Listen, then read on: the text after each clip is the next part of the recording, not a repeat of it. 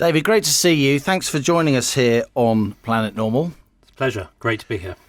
You resigned from government on the 18th of December. You said that you had, quotes, concerns about the current direction of travel of the government. You cited COVID-19 restrictions, you cited tax hikes, net zero commitments, and a general failure by the government to seize, as you call it, the benefits of Brexit.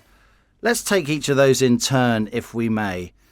How are future historians going to look back at the actions of the government of which you were part on COVID? So on COVID, I mean, that was the reason I resigned. That's what took me out of the government in December. I didn't agree with the Plan B measures, masks, vaccine passports. That's what forced me out. I think honestly, people are going to look back at the last couple of years globally and see lockdown as a pretty serious public policy mistake. I think in this country we've had a slightly less bad form of it than in others, so we'll probably come out kind of relatively positively, but this is a huge public policy error, I think, is how it's going to be seen. On a scale of 1 to 10, Lord Frost, with 10 being the most, how shocked are you that a country like the UK, which prides itself on freedom and consent, has followed many other much more authoritarian countries down this path of pretty severe lockdown? So, I mean, if you've got to put a number on it, I'd say 5 or 6, because I think we have shown we've had resistance to some of this. You know, we have had debate, there has been questioning. There's never, I think, except perhaps in the very early days, been completely wholehearted acceptance of it all across the political class. But nevertheless, I have been quite surprised by the way sort of civil society has echoed messages of the government. The sort of Warden Hodges figure from Dad's Army has become a kind of a thing again, rather than a figure of fun. And I think, you know, some of the way speech on social media has been policed, the willingness to consider new evidence in the whole debate about COVID, seems to have been quite limited. So all that, I think, has been quite surprising to me and worrying. But nevertheless, it's been less bad here than elsewhere. And I think a lot of that's due to the PM's own instincts on this. I'm not an epidemiologist, nor is my co-pilot Alison Pearson, though both of us have interrogated the publicly available numbers very closely, and a lot of the numbers that aren't publicly available that we've gleaned, shall we say, from various arms of the state. What shocked me, and I wonder if it's also shocked you, is the extent to which quite a lot of frontline politicians just don't seem to be reading the data, seem to be making statements and implementing policies which are contradicted by data. Yeah, I am a bit surprised by that, but to be fair to them, I think it is surprisingly hard to get hard information about some basic facts. Really? Our World in Data, the ONS dashboard? Well, I look at it every day. I mean, cases, hospitalisations, deaths. Some of that, I agree, is publicly available, and actually I think the government's not done badly on that. But, you know, basics like what's the case fatality rate? You know, there are a wide number of views on that. That is a controversial figure. What is the effectiveness of vaccines? How much do they reduce transmission? You know, it's hard to get an objective view on that. How effective are masks? Again, you know, these are political questions, not objective ones. So in a way, it's not surprising people find it hard to keep up with the evidence and merely relay what the government is saying. And I think, you know, the government's a bit at fault there in not acknowledging contrary evidence, not putting out the best information it's got and allowing people to make their own minds up about it, but rather, you know, sort of being a cheerleader and encouraging others to be cheerleaders as well. You've said that the Prime Minister has the right to the best possible advice around him. You've said you think there needs to be machinery changes, quotes, in Downing Street, and there probably needs to be different voices around him to make sure he gets that best possible advice. Do you think there is a problem in the way Downing Street is run, in the circle of advisors the Prime Minister has surrounded himself with, particularly on COVID? So I don't think it's about individuals particularly. I think it's about the way the machinery works. And, obviously it wasn't my day job last year, but I've seen a fair bit of the material. And I do think that there hasn't been enough internal debate. There hasn't been enough voices challenging the epidemiologists. There hasn't been enough of a voice of the economy in this, an attempt to get to grips with the trade-offs. And you need to create a machine around you that's going to do that if you're going to have good decisions. And I have seen the Prime Minister kind of groping for that information and it not being there. And I think he's not necessarily been well served by everybody around him in developing that. Might the UK's lockdown experience have been different? Might the policy have been different had the Prime Minister himself not contracted such a serious bout of COVID so early? So I don't know about that. I think it's impossible to sort of tell how other people's thought. He was properly ill, though, right? He was seriously ill. I mean, I didn't see him because I was ill myself at the critical moments. But he was seriously ill, obviously. And I think, but I think the PM's own instincts for freedom are very strong. And I think we've seen those at times as well. And if I have a frustration, it's that we've not allowed those, he hasn't allowed those as much rein as he might have in managing these problems. How did you feel when you read, either recently or at the time, the email from a senior civil servant, Martin Reynolds, asking Downing Street staff to make the most of the lovely weather in the number 10 garden when the rest of us, in it together, were locked down? So I don't know anything about the email or the party. I was doing other things, but I do think there's an important point here, which is that, and I mean, I learned it from personal experience. When the EU talks were over at the end of last year, I went on a Zoom call with a lot of sort of college friends and things like that, and they told me they hadn't been in the office for the entire year, and that's what made me realise my experience of meeting people, going to talks, running a negotiation, seeing people was completely different from most other people with office jobs.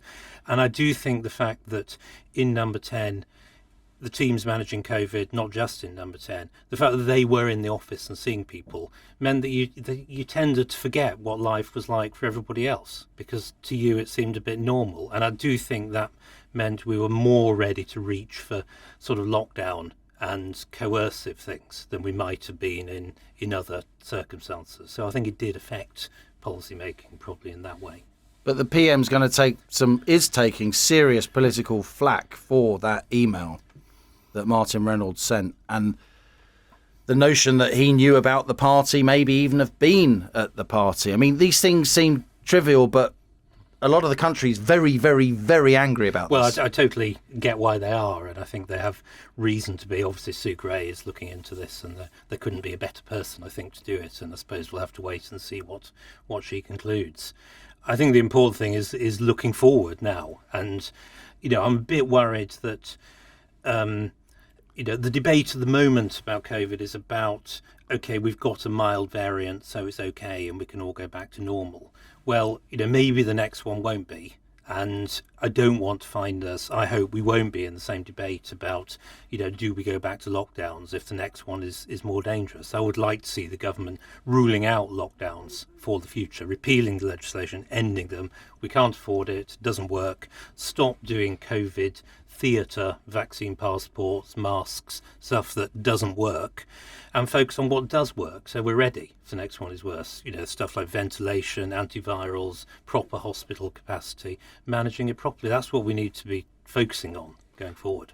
Do you agree with the Great Barrington Declaration, Shanatra Gupta, Martin Koldorf, some of the world's leading epidemiologists, Jay Bhattacharya? They look for age-discriminated shielding as opposed to across-the-board lockdown. Did they have a point? I think they did have a point, and I'm not an advocate particularly of that as opposed to other things. I'm just opposed to lockdowns because I think they're sort of inhuman. But I do think that one of the things that really began to trouble me, one of the first things that began to trouble me, was the way that the Great Barrington Declaration was sort of dismissed. As kind of, it's unreasonable to talk like this. These people don't know what they're talking about. It's unreasonable, it's wrong. And that, to me, was the first sign that something was going wrong in the normal give and take on public debate in this question. Let's move on to tax rises, which you're concerned about. Obviously, in April, there are tax rises coming in, national insurance increases, employees. You've got a freezing of tax thresholds, the reimposition of regular VAT rates in some sectors as the emergency rates leave. At a recent speech at the Centre for Policy Studies, of course, Mrs Thatcher's favourite think tank, indeed, it was at the Margaret Thatcher conference, you mimicked her in some ways. We've not successfully rolled back the frontiers of the European Union from Britain with Brexit, only to import the European model after all this time. You knew exactly what you were doing there, didn't you? You knew you were echoing the 1988 Bruges speech. Yes, yeah, absolutely. And why did you do that? I know you're a student of history. I admire your references to Edmund Burke that sometimes in your speeches. Why did you at that moment want to... Why at that moment did you want to recall the memory of Margaret Thatcher? And did you know at that moment that you wanted to resign? I didn't know, no, because it was in November, wasn't it, that speech? Yeah, Plan B was the reason. All I was doing was signalling, part of... It's always been a bit of a debate in the Conservative Party, obviously, between, sort of free market, low taxes and a more kind of Millenist, consensual view of looking at things. But I do think that... history shows that the best way of producing prosperity is free markets and free individuals pursuing their own lives. And Boris Johnson gets that, though, doesn't he? He does get that, I think. He definitely does. But you've got to have discipline and willingness to see it through. It's easy to set an objective. It's about what are the means that are going to take you there, and sometimes that takes you to difficult decisions. And I think one of the difficult decisions we should have taken is not to increase taxes. I think that's well known. Isn't it a more difficult decision, Rishi Sunak would say, to increase taxes, even though on some definitions the British state is now bigger than it's been at any time since Clem Attlee? So I think... I don't think Conservatives should be increasing taxes. We should be doing things that increase growth, or we should be controlling spending if we're going to get things in order. And the economy's just been through a massive shock, a kind of heart attack over the last couple of years. Honestly, nobody really knows how big the economy is. We don't even know properly how many people are in the country. The idea that we can micromanage tax policy in this way, as is suggested, I just think is unnecessary and counterproductive in the current scheme of things. He's got a good old-fashioned cabinet split on his hands, hasn't he? Jacob Rees-Mogg openly speaking out against the Chancellor knocking him down when he's visiting vaccination centres. That's not the responsible thing to do. So I think, collective responsibility is a thing, and I think it has survived. And it was the fact I couldn't agree under collective responsibility that meant I had to go. But I think there's obviously a debate going on this subject, and so it should. The cost of living crisis is now very much the lingua franca of politics. Everyone can see this kind of triple whammy that's going to face the country, hitting ordinary households hard in April: inflation, tax rises, energy price rises. Do you think it would be worth maybe delaying some of the COP26 agenda, even reining back some of the COP26 agenda, given that it's widely accepted that 25% of our energy bills now are subsidies for renewable energy? Well, I do. I think, to be clear about things, I think climate change is a significant problem. I just don't think it's necessarily the most significant problem that the country faces at the moment. And I do feel we are rushing at some of this stuff. We're bringing in measures that are sort of unnecessary, too soon, technologies that aren't ripe, trying to pick winners, trying to subsidise technologies that may not be the best way forward, and all that is increasing costs on individuals. So I would not run at it. I would pace it a bit if we must set ourselves this net zero objective. And surely we should shift taxation, or should we, away from people's energy bills and to general taxation if we are going to make this move towards lower carbon emissions, because there will be upfront costs. So I think it's a general principle that if you're if the government's supporting something for the public good, it should be done through general taxation, not on the costs of particular things. But as I said, I'm not in favour of increasing taxation, and that's one of the reasons why I think we should not rush at this subsidising technologies that are extremely high cost and, as far as I can see, don't necessarily work very well yet. Are you surprised how far and how fast the Prime Minister has gone down this green route, given the experiences of David Cameron, which Boris Johnson will have been watching closely? He ended up calling it famously green crap. What do you think's compelling the Prime Minister to go at this agenda so hard?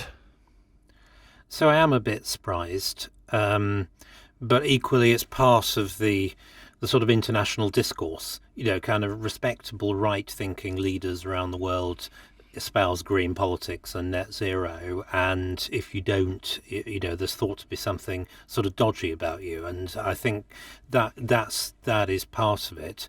I think also, again, comes back to what I was saying earlier, there isn't really any debate about this in this country about this subject. If you choose to say maybe we should take it a bit more slowly, or maybe I'm not sure we're doing this in quite the right way, where's the constituency in Parliament that's going to support you?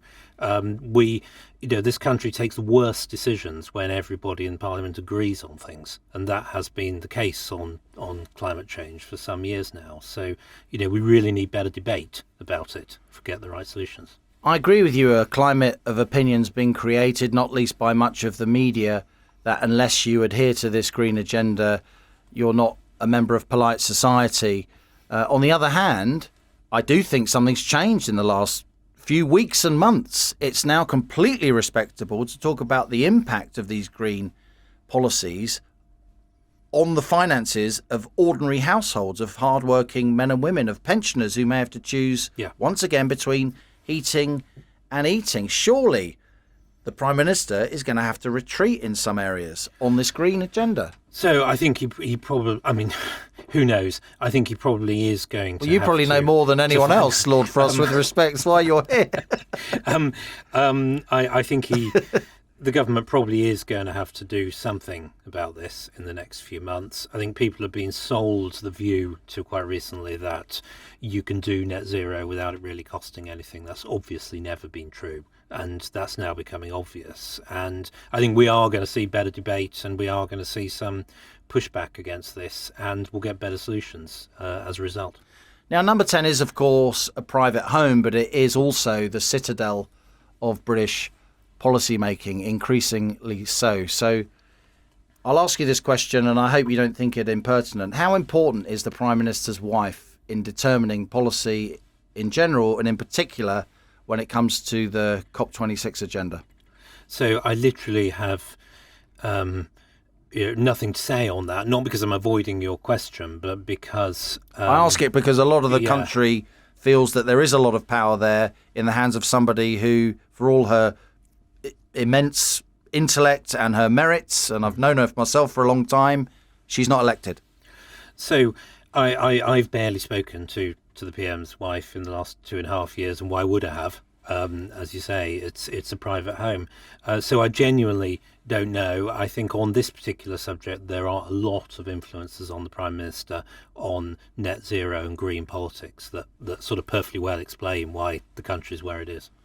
Just before we move on to Brexit, and in particular the Northern Ireland Protocol, which is a subject that, well, I say I've studied it very closely. You've lived it and been at the coalface of the negotiations. But just before we get on to that, do you think the departure of Dominic Cummings, Lord Frost, was a net subtraction to the strength of this government? I do, actually. I'm a huge admirer of. I'm a huge admirer of the PM, as I hope is clear in many ways. I'm a huge admirer of Dom as well. I don't agree with him on everything, and I think we've disagreed on some of obviously the aspects of the way we've handled the pandemic. But I think his strategic brain and clarity of thought and ability to kind of focus on goals was and is really important. He's not the only person who could do that, but I'm a big admirer of him. It's a shame he left. That's what you're saying. Well, sometimes people are the right people for sometimes, one moment and not for another moment, and different sorts of skills are required at different times. But I do think if you're to be a successful to run the number 10 machine effectively, you need to have somebody who is focusing on the goals and trying to keep all the means in line and doing the right things. And that was what Dom Cummings did for a time, and it needs to be done all the time. And of course, he advocated very strongly Whitehall Reform, a kind of remoulding, a remaking of British statecraft, of the nuts and bolts of government, basically. Yeah, and I very much agree with him on that. I think, if we've learned anything from the pandemic, it's that, when the Prime Minister pulls a lever, it didn't always work. And I think serious state reform at the centre, serious capacity reform in the civil service, serious the way it does HR, the way departments are structured, is Northcote Trevelyan the right thing for the traditional mid-19th century model of Whitehall? The split between the politicians and the civil servants, which is, other countries don't have in quite the same way. I think all this needs to be really looked at again properly. I don't think it's working. Let's move on to Brexit, and I'll start this section by asking you, if I may, Lord Frost. You'll remember that BBC documentary, and very informative it was too, about what was going on in Brussels during the Brexit negotiations. Personal insults were thrown at you and other members of the British government. How did you feel when Michel Barnier, your opposite number at the time, negotiating on behalf of the European Union, made clear on camera, albeit he probably forgot the camera was there, that targeting Ireland and the cracks, if you like, between GB and Northern Ireland, the long-standing suspicions and concerns, much improved since the Good Friday Agreement. Enormous progress has been made since 98, which I know means an awful lot to you. It means an awful lot personally to me as well. It was clear, wasn't it, that Michel Barnier and Brussels were deliberately picking at that scab, if you like, in order to try and get negotiating leverage over the UK to convey the idea that Brexit was chaos, possibly to deter other countries from even thinking about it.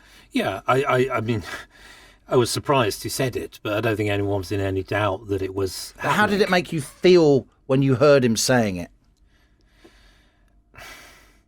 I felt, as I so often did in these negotiations, that, we weren't being taken seriously, that, the EU didn't look on us as an equal negotiating partner, but as a kind of, not quite a province, but a territory in which they expected to exercise exceptional influence one way or another. And that's not how we saw it. And I wasn't happy about it. Doesn't it go beyond that? Isn't it about more than just disrespect to deliberately focus on an area of policy making where the UK, where the Republic of Ireland, where many people have put in enormous effort over many years, risked their lives and literally died in the process? If you think about some of the political giants in Northern Ireland who made the Good Friday Agreement possible, to deliberately target that, doesn't that go beyond just disrespect? So I think it does. I don't think everybody in the kind of EU team and the EU policymaking necessarily saw it like that. I think a lot of them didn't really realise the complexities of Northern Ireland and are only now realising what they've got themselves into. But yeah, I think it was quite shocking. And I think one of the problems we had when we came in 2019 is that, a lot of the damage had been done. A lot of the positions of principle had already been conceded on that. And that's one of the reasons why we, have a somewhat unsatisfactory protocol as a result. Now, Theresa May, as we both know, has a lot of personal qualities. She's contributed a huge amount to public life. But how do you think historians will judge her as the facilitator or otherwise of Brexit during her premiership? So, as you say, I think she's got a lot of really good qualities. I've not spoken to her much myself. She's made clear on one or two occasions what she thinks of me.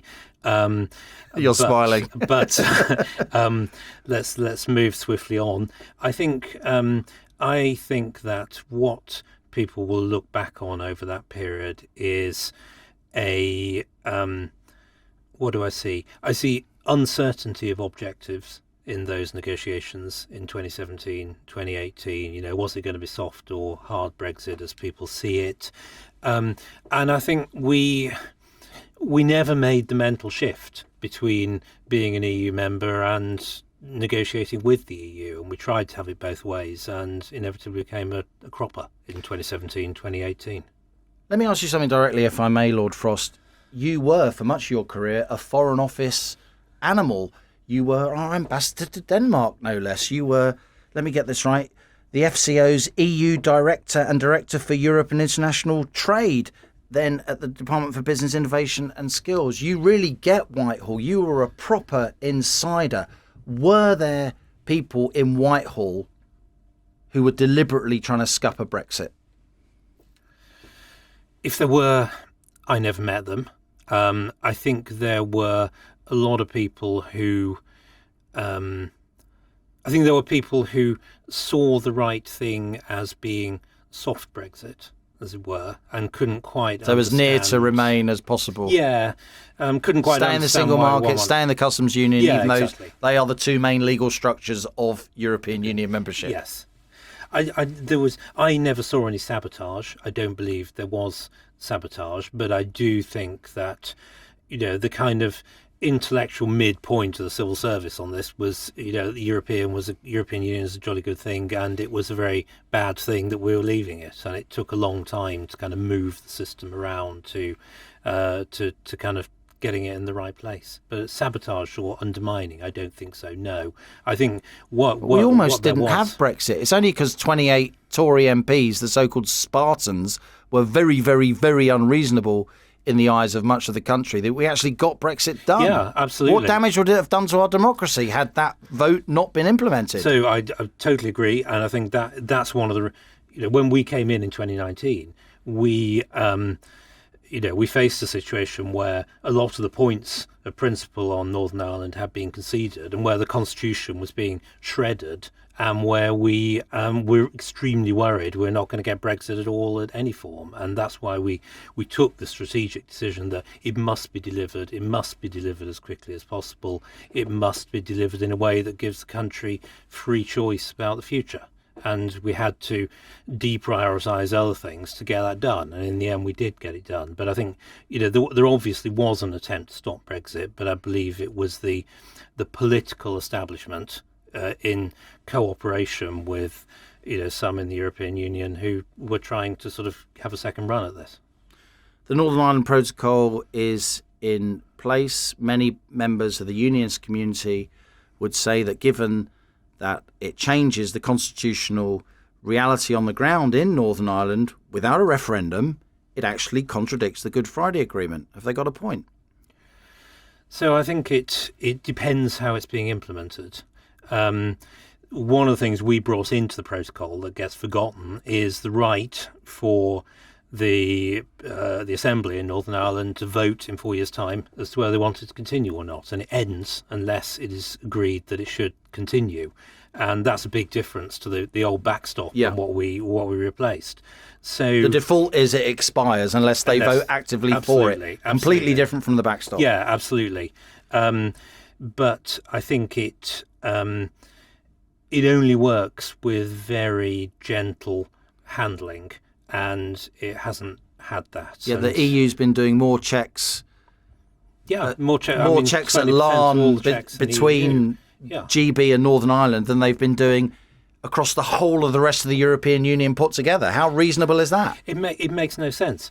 It cannot work. And when we negotiated in 2019, it was not. We didn't think it was going to be. If they insist on it being the goods moving into Northern Ireland being like any external border of the EU, then it won't work. That's not what the protocol was designed to do. If they insist on that, then it won't work. I mean, I actually think, it's obvious now the protocol's going to have to be changed or replaced. It's only a question. Do you think Liz Truss will evoke Article 16? I don't know. Should she? I think it definitely has to be a real option for us. I think it's always best to do things by negotiation if you can, obviously. But I think the best thing would be if the EU could see what to many of us is obvious, that the protocol isn't working, has to be changed significantly, or must be replaced. And if they want stability and they want a good relationship with us, they should negotiate to put in place something better. And I've never understood why that is such a difficult proposition for them, unless you think they're still just trying to make difficulties for us. And they are, aren't they? I mean, let's call a spade a spade. You're forced to conclude that. I think it's beginning to change, as some of the leaders in the EU move on and, Brexit sort of recedes into the rear mirror. And maybe after the French elections, they might start being reasonable now? Well, Do you think that's playing a part? I think it's playing a part. All these things playing a part. I think it's gradually, the atmosphere is improving, but I still think there are people who, a lot of the EU is invested in Brexit failing. And anything they can do without causing catastrophic damage to the relationship that makes it less likely that we'll succeed, then they're going to do it. Let's talk a little bit about you, Lord Frost, as we conclude. You're a scholarship boy. You went to an independent school. Off the back of that scholarship, you're very much a striver, if you like. Alison and I have always seen you as somebody who's a sort of planet normal person, and you've been kind enough to tell me that you have indeed been enjoying the fruits of labours here on Planet Normal in recent months. Absolutely. You and Alison have, the podcast, one of the things that sort of kept us sane, I think, through this period. The British government, or us at Frost Towers? Family, Frost Towers, kept us sane through this period that has been extraordinarily unnerving for many of us. So it was a great voice of sanity. Thank you. Well, that's very kind of you. We could only do it with the support of colleagues at the Telegraph, of course, and I'd certainly want to put that on record, and I know Alison would as well. But it is nice to hear that serious people like you are listening to the podcast within government, because we know many ordinary people living their lives are certainly listening to it as well. You've become a sort of accidental politician, haven't you? You started out as a civil servant, and a pretty good one given your career trajectory. You then decided to leave, and you went into business for a while. Now you're back. You got a seat in the Lords. You've developed, I think, a deserved reputation for plain speaking and strategic thinking, if I may say so. What are you going to do with yourself now?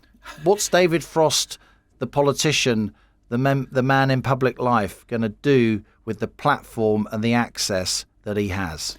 Yeah, you're right. I never really expected to kind of end up here, and it's there's a lot of luck in how things have turned out, how they are. I think I was the right person at the right time to deliver Brexit, and I feel kind of really honoured for that. And that's a place in history, I guess. I think now I'll use whatever platform I've got to keep saying what I think. I think there are a lot of people in the country who think like me, who do believe in freedom, believe in free markets, but also believe in Britain as a nation state, Britain's history, Britain as a positive contributor to the world. There's a lot of people at the top of politics. There's a lot of people in our kind of intellectual and media class who don't seem to like their country. I mean, as Orwell taught us, they keep talking Britain down. Don't you agree? Yeah, the people who would rather be caught stealing from the poor box than Indeed. Standing to the national anthem. I think you're right, but I also think that it's one of the side effects of EU membership that a lot of people have got invested in institutions and ways of doing things out to the country. And as we do the right things after Brexit, as we get used to kind of running our own affairs and realising we've got to stand on our own 2 feet, I think that is going to change. We'll see people invested in the country and wanting it to succeed. And if I can help a bit in pushing that forward, then obviously I will. It strikes me that a lot of the contemporary people who reflect Orwell's observation about the British intellectual and political class seem to see you as as a bit of a bogeyman, and your opposite number at the EU during the bulk of the negotiations, Michel Barnier, as some kind of incredible person that Britain would be lucky to have. Yet now we see in his attempt to get into French politics at a more senior level, Michel Barnier has been adopting a lot of the policies that he blamed us for adopting. He's been giving speeches about restoring sovereign powers to France, rejecting the supremacy of the European Court of Justice, the very issue that you and he butted heads on, with all respect, over in Northern Ireland. He's calling for a referendum on migration policy, all in stark contrast to the European Union rules. How did that happen? Yeah, well, obviously it was a bit more persuasive than I thought. I think, my sort of serious answer is that there are a lot of great nation states in Europe as well, and France is one of them, and there are others, and you can only push people so far.